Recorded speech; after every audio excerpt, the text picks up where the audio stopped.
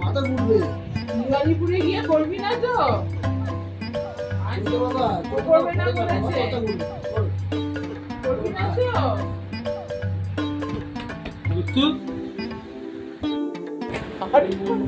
ঋতু করবি না তো? হ্যাঁ, দিওয়ালিপুরে গিয়ে শান্ত থাকবি তো? শান্ত থাকবি না?